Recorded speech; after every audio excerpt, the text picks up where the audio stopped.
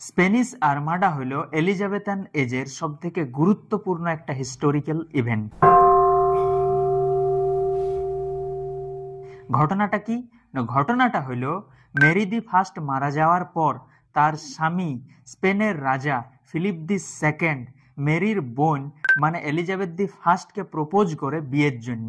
কিন্তু Elizabeth the first জানতো যে যদি আমি তাকে বিয়ে করি তো খাতায় কলমে আমি রানী থাকব, আমি রুলার থাকব, কিন্তু আসলে রুল করবে তার স্বামী ফিলিপ দি সেকেন্ড। যেমন আমাদের গাঁয়ের মেম্বারদের ক্ষেত্রে বা পঞ্চায়েতের প্রধানদের ক্ষেত্রে হয়, রিজার্ভেশনে অনেক সময় মেয়েরা হয়ে যায় প্রধান বা গাঁয়ের মেম্বার, কিন্তু আসলে তার স্বামীটাই রুলটা করে। তখন এলিজাবেথ দি ফার্স্ট কি করলো? নয় প্রপোজালটাকে রিফিউজ করে দিল বা রিজেক্ট করে দিল। তখন ফিলিপ দি সেকেন্ডের মেলিগতে লাগিয়ে গেল, বলে হ্যাঁ আমাকে ছেঁটে দিলিস, এত ফুটানি তোর, দাঁড়া তোকে আমি শিক্ষা দিব। তখন অনেক দিন ধরে ওয়েট করে নিজেকে ভালো করে প্রিপেয়ার করে 1688 একটা বিশাল বড় নেভেল অ্যাটাকের আয়োজন করলো।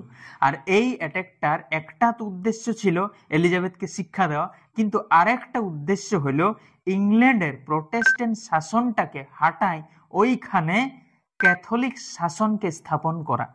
তখন কি করলো? প্রায় 130টা যুদ্ধ জাহাজের আয়োজন করলো, প্রায় 30,000 সৈনিকের আয়োজন করলো, আর ওই যুদ্ধ জাহাজগুলোতে কয়লা ঢুকান দিল আর বলল যা ওই ইংল্যান্ডকে পুরাই মরান দিবিস। কিন্তু প্রকৃতির আলাদা ইচ্ছা ছিল। কি হলো না, ওই দিক থেকে ভয়ঙ্কর বাতাস দিতে শুরু করে, বিশাল ঝড় হতে শুরু করে। তখন ইংল্যান্ডের দমে সুবিধা হয়ে গেল। আর ইংল্যান্ডের সেই সময় নেভেল যে পাওয়ার, ওদের যে জেনারেল ছিল মানে চিফ জেনারেল ছিল, তার নাম হচ্ছে স্যার ফ্রান্সিস ড্রেক।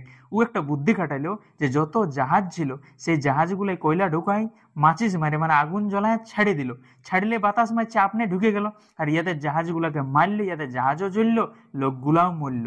আর এমন স্পেনের কমরটা ভাঙলো যে চিরজীবন ওরা আর উঠতে পারলো নাই। তারপর ইংল্যান্ড এত শক্তিশালী হলো কারণ সেই যুগটা ছিল যার নেভেল পাওয়ার স্ট্রং সেই আসলে স্ট্রং দেশ। যেমন এখন নিউক্লিয়ার পাওয়ার যার স্ট্রং সেই স্ট্রং দেশ। পরবর্তী ক্ষেত্রে আমরা দেখলি সেই তখন থেকেই ব্রিটিশ এম্পায়ারের বিস্তার শুরু হয় আর শেষে আমাদের ইন্ডিয়া এসেও ঢুকে দেয়।